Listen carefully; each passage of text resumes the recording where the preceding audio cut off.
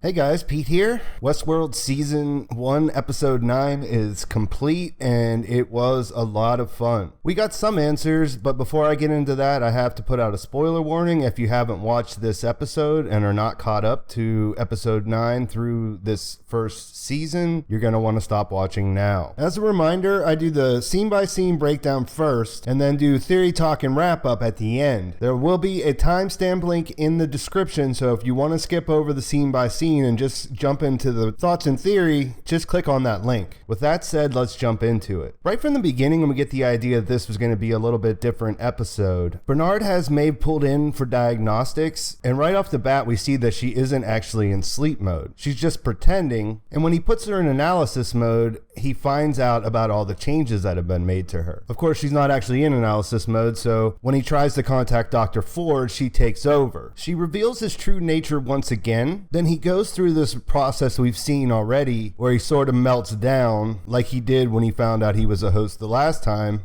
before he killed Teresa. As he gets up to try to regain control, we see Maeve play her trump card. Like I mentioned in the trailer breakdown, she actually is able to control Bernard with voice commands, and she freezes all his motor functions. While he's frozen, she gives a nice little talk, and thankfully reveals to us why she doesn't just take the pad and erase the memory. She says that's what they would do to us, and we're stronger than them, smarter, and we don't have to live this way. She then tells him to clear her and get her back in the park. He does as he's told and then sort of stumbles out of the room. As he's leaving, she tells him if he's going to go looking for the truth, he should find the whole thing. There's really a couple interesting bits I want to talk about before we move on from this scene. The first is it kind of backs up the idea I was talking about in the last video about Ford creating hosts as an improvement over human beings. He's not trying to recreate them, he's trying to make them better than we are. This would be a really bad idea overall, except for he doesn't see them as a threat because he has control over them. He's basically a backdoor way to make sure nothing bad happens. Well, not that nothing bad can happen, but nothing that he can't control will happen. But here in this scene, we see the problem with that. Maeve's a host who's figured out a way to take control of the situation as well. So Ford's backdoor is a vulnerability to his whole plan falling apart. At the Confederados camp, Logan is sort of gloating over the whole situation now that he has Dolores and William captive. William tries to explain that there's something else going on with Dolores, that she's different, and then in a surprise move, he tries to talk Logan into helping him get her out of the park. Dolores chimes in to say, why would I even really want to get out? She says if it's so great out there, why is everyone trying to get in there, into the park? Logan then gets creepy and foreshadows his plan to get William snapped out of the situation he's in, and things end there. Bernard goes looking for answers in Ford's office, and then we see Ford arrive in cold storage for a talk. Bernard explains that he looked at his code and realized that Arnold actually wrote the most elegant parts of him. He tells Ford that he wants access to all of his memories from the beginning so that he can basically go back and meet his creator, Arnold. And when Ford says no, Bernard pulls a Maeve. He pulls a gun from his pocket, which Ford promptly tells him he can't use, and then we see a hacked version of the original Clementine come into the room. He hands the gun to her and explains to Ford that he changed it so that she can only respond to his voice commands. Also, he said when they lobotomized her, they didn't get rid of her prime directives. It's kind of interesting that she has clothes on. I don't really get that. I mean, in the cold storage unit, they don't wear clothes, obviously, but I guess maybe he robed her whenever he was fixing her up. With his back against the wall, Ford lets him have his memories. We see him remember his son and then talking on the Skype thing to his made-up wife, as far as we can tell. And while he's talking to her, it kind of glitches out and turns into Ford. Then we see him with Teresa. Then we see Teresa dead, and we see him reliving the memory of asking Ford if he ever had him do anything like that before. At this point, he remembers Elsie, and Ford brings him out of the memory. Ford tells him that he warned him and that the memories could cause him some trauma. Bernard isn't really having it, and he tells him a little trauma can be illuminating and has him send him back in. Logan tries to explain that William will thank him for this later. He doesn't seem to get the message though. Logan decides that he needs to show him something more, so he grabs the knife, which to me looks a lot like the knife that the man in black carries around later. He grabs it from one of the soldiers and then plunges it into Dolores' stomach. He spreads the wound open so William can see that there's mechanical parts inside, which confirms the fact that this is definitely in the past. Obviously, it was pretty obvious when Angela was in all three of the timelines or time frames that we've seen, but this is confirmation without a doubt that this is something that went on in the past. Evan Rachel Wood does an awesome job acting in this section, and she delivers one of the best lines of the episode in my opinion. She says, "There is beauty in this world. Arnold made it that way, but people like you keep spreading over it like a stain." After Logan tells her that this world wasn't made for her, it was made for people like him, she grabs a knife and cuts his face. William tells her to run and that he'll find her. As she's running away, she falls down, and we hear this time Ford's voice say, "Remember," and then she gets back up. The wound is gone, and even though she's still wearing the same clothes, not the blue dress, I'm pretty certain that she's in the present here, not back in the William time frame. So that kind of explains where she's been at in the real time. She's been retracing the steps. A lot of people have said this, but we really hadn't seen it until this point, and it's a little tricky that they didn't put her back in the blue dress right here, but it makes sense as far as everything in the continuity of multiple time frames. Hector, Armistice, and their gang are having trouble opening the safe. He walks off into the woods to take a piss, and Maeve shows up to tell him that she's going to make him a proposition. She explains that she knows his story and what's going to happen, and after she lays out the details of how the gang's going to kill each other, she steps in before Armistice kills him. This builds trust between them, and to totally get him on her side,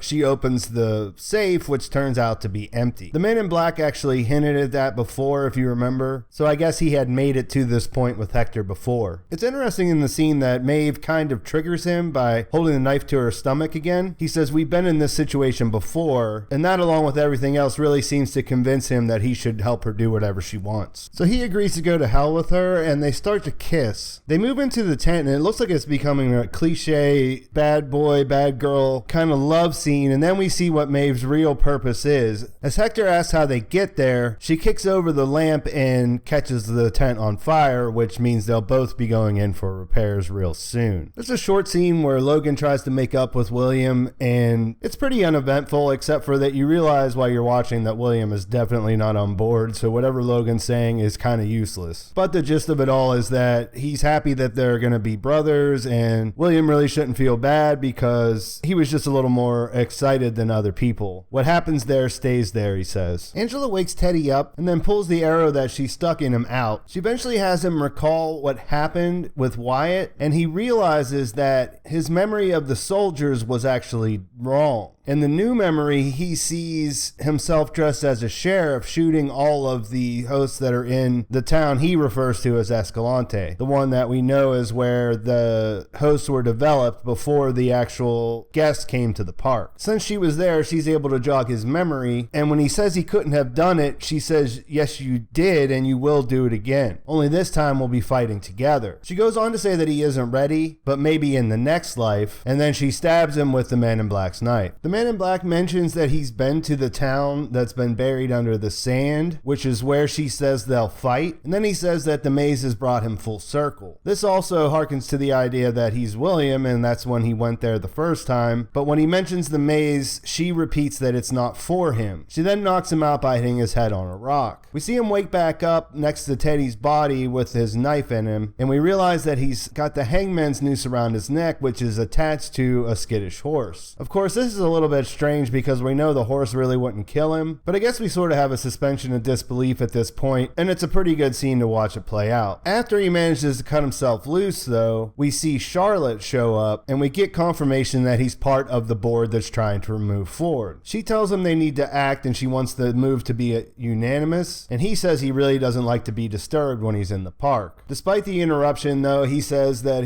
she can do whatever she wants with Ford, he's not going to block it, but don't interrupt him again. He walks off saying he knows where he has to go now, and we assume that he's going to the White Church. At the command center, a tech tells Stubbs that they got a beacon signal or whatever for Elsie. She's in the section where the house with Ford's robot family is. He goes up top to look for her, and when he gets there, he realizes he can't get in touch with the command center. As this happens, the Ghost Nation pop up, and they won't freeze when he tells them to stop. They end up bum rushing him, and all we see is them rolling away on the ground. Logan wakes up from what looks like a hard night of drinking and discovers that everyone at the camp has been slaughtered. This is the clip that we saw from the trailer last week. William explains that he's not in charge anymore and that he's going to go look for Dolores. He tells Logan he's going to help him and then also tells him not to call him Billy anymore. Back in his own memory, Bernard remembers a scene where we see Maeve laying on the ground down while she's in for repairs that we saw before, where she stabbed herself in the neck with the scalpel. They're discussing what happened, and Ford explains that her cornerstone memory was overwritten. The trauma induced by seeing her child died was worse than the original thing that was her cornerstone, I suppose. Bernard still can't wrap his head around this, so Ford adds that creatures can go to extreme lengths to protect themselves from pain. Then we get to see Bernard break down again, as he realizes that she was actually not behaving like a host, but behaving like a conscious being. He can't quite spit the word consciousness out. As Bernard starts to remember the story that Ford told him about Arnold, we see Dolores arrive at the city with the white church. As Ford's talking about how the malfunctions were pretty interesting, we see her go inside the church, where we see a bunch of hosts that are basically going nuts. As viewers, we realize that she's slipping between memory and what's really going on, because we see her clothes change as she walks through the doors. From here, I'm just going to summarize, because we get our reveals, and the details aren't as important because we're going to go over this stuff afterwards anyways. So she goes into the confessional booth, which turns out to be an elevator to the lower level. There we see kind of the flashes that we saw in the trailer, and she starts going between memories and present time. We see her clothing change, we see that it's abandoned at first, and then we see it when it's active. We see the young Ford, which is our first flashback Ford, and we see him go by upset. He goes into the other room, and you can hear him saying something to Arnold, but we don't see who Arnold is. While this is going on, Bernard comes out again, and he realizes his cornerstone is what's keeping him from seeing the whole history. He goes in one more time, and this time when his son dies, he actually stops it and tells him he has to let him go. Once he does that, he's able to see his own beginning, and we see our second flashback Ford, who's about 10 years younger than he is right now. We see him introduce himself, and we see that he names Bernard Bernard. He also shows us that photograph, and now Bernard is actually in it. So all of us who thought that photo looked really off and it was likely that Bernard was in it, that turned out to be true. When Bernard comes back, he realizes he's Arnold and is pretty shocked, and the scenes are cut together, so we saw Dolores enter that room where we had the interviews that we thought were probably Arnold interviewing Dolores, and find out that that was the case. She tells him that she went to look for the maze like he said, but she's only finding pain and sorrow, and he says that he can't help her and asks her to remember why he can't. At this, we find out that she is actually the person who killed him, and that he's just a memory. From there, she goes back upstairs, and we hear someone come to the door of the church. She thinks that it's William, but it's actually in the present timeline, so it's Man in Black. After Bernard's latest revelation, he decides that he wants to pick up with the same work that Arnold was trying to do. He wants to find all the sentient hosts and rescue them. Ford mentions they probably won't trust him because he's been a scourge to them, and says that Bernard is actually really brilliant at it. He's even taught him a few things, which he in turn used on Bernard himself. He sort of eggs Bernard on some more, and then Bernard actually tells Clementine to shoot him. She doesn't follow through, and he realizes that Ford's put a backdoor in her code. Bernard has this too, so Ford tells him that he's going to kind of have him kill himself basically as he walks out of the room. As he walks away, we see the flash in the background, and we see him fall to the ground. And with that, the episode ends. So this was really an action-packed episode, and there was a revelation right before Bernard put the gun up to his head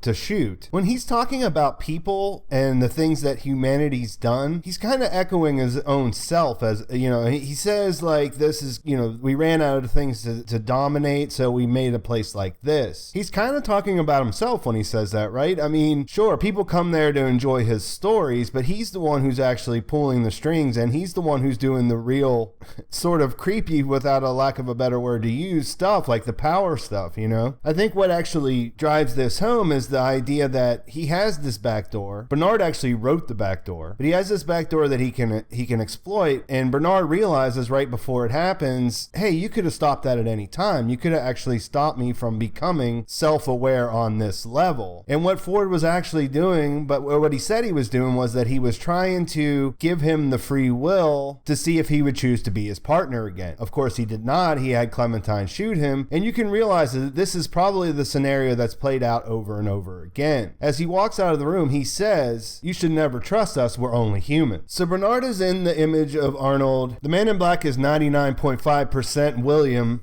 I mean, the only thing that's really making it hard to say okay for sure is that mole that Jimmy Simpson has. Maybe next episode we'll see that come off somewhere. But no, really, I mean, there's been a progression of the layers coming off of these things, and so we knew that there were more than one time frame. I mean, most of us knew that it was the most likely outcome for a while, but, we were getting these layers of things being confirmed as time goes on. So here, we're pretty much all the way there. We just haven't seen how it came together yet. That was the one thing I was still a little bit skeptical about, but unless they're totally misdirecting us for a different kind of twist, they're not being very subtle in the way that they're hinting at it at this point. We also found out that Dolores killed Arnold, at least in her own memories, that's what happened, which is something that people have said, but it's pretty hard to trust any of the host's memories now that we know what Ford is actually up to. So we're probably going to have to hold on for a little bit longer to get the whole idea about that one. We got confirmation that the Man in Black is involved with Delos on the board, that he actually did save them financially, but we don't really know how that all went down. I find it interesting that he's not in defense of Ford at all, and that, he even says, I'm not here for his stories, I'm here for something else, which we know are Arnold's stories, which makes you wonder as he gets to the end of that, what happens at that point. He's actively engaged in trying to get the information out of the park so they can capitalize on it in other areas. So what does he do with himself if that backstory he gave us was the real deal in the last episode? There were answers and then there were questions. We found out that Bernard was built in Arnold's image, but I don't think that's complete confirmation in any way that Arnold was a human being. While this episode made the connection between the two, it didn't give us confirmation as to why Arnold is such a mystery. I know Ford could have scrubbed him from the history of, as the legend suggests, but did he do it just so he could bring him back as a host? Was the original Arnold a host too that Ford built to assist him in building the park, or was he a really bright human being with a troubled past that eventually got in the way? The Arnold Weber anagram idea never seemed that solid to me since the last name was made up and seemed like a misspelling, like it's kind of like Weber instead of Weber. But the idea of the alpha and beta, Arnold and Bernard, kind of started to click with me a little bit while I was watching this episode. Does that mean that there'll be a gamma or a C name next? I mean, that isn't clear because in software development, beta is a testing phase, so there isn't a name beyond that. Have you ever used a gamma version of anything? Probably not. I guess the beta phase goes until the product is ready for release or it gets shut down. So it might just be a detail that's random or a red herring, but it might give us something to think about when it comes to the future of Ford's assistant. Because I mean, he is shot, he's dead right now, but there's certainly nothing to say that he can't be brought back in the same way Maeve was. I mean, he said it, we need to separate her from her cornerstone, which was overwritten. She didn't go back to thinking about that until Dolores gave her the phrase in her ear outside the Mariposa, which brings up a whole nother idea here that we basically have two different things going on. We have Ford who's trying to make a perfect partner. He tells Bernard that directly. He's playing the God game on a totally different level. He's not trying to recreate consciousness or recreate humanity itself. He's trying to outdo it. On the other hand, we have remnants of Arnold inside this code. Ford knows it's there, and for some reason he wanted it to come out. So I think Arnold is likely dead, but I guess there's still an outside chance he might be hidden somewhere. But either way, it appears that his goal, whether he was human or not, was to live on through the code, thereby extending consciousness rather than just achieving consciousness. He can't help Dolores when she asks, but he still exists. I mean, he can still be accessed. So in some ways, they're the opposite sides of the same thing that Delos wants to do, but just in a monetized way where they can sell that to other people. And this kind of is a callback to what Maeve said about how there's two different voices arguing each other in the code. So one more thing about William, he does seem to be reborn in the scene where he kills everyone there. I mean, he says that you kept telling me this was a game and now I learned how to play it. He realized that he's basically immortal or a god inside that place. He can kill all those people and they can't really do anything about it. The Man in Black, on the other hand, he says he's not interested in the narratives, he's interested in this Arnold idea, but at the same time, he really is playing a game. I feel like that's more clear now than it has been in the past. You know, there was a lot of things saying, well, it can't be William and the Man in Black being the same person because the Man in Black is so hardened and whatever. I think now that we have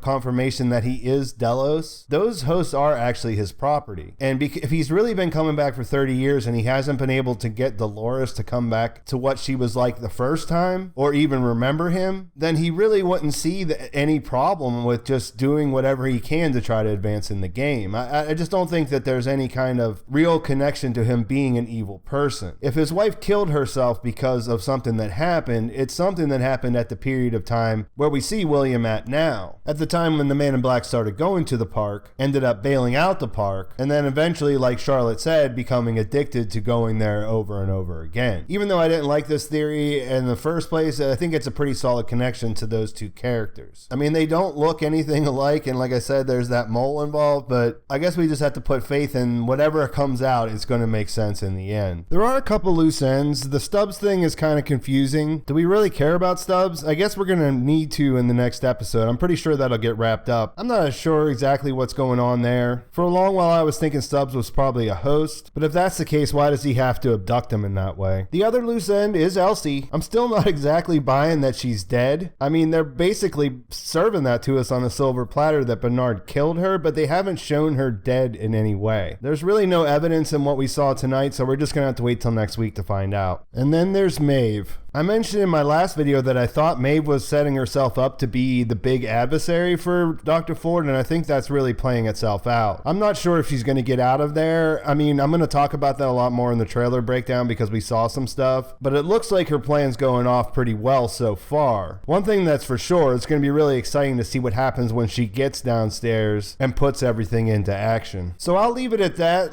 There's a lot more to talk about. Let's do that in the comments though. If you liked the video, please leave a like.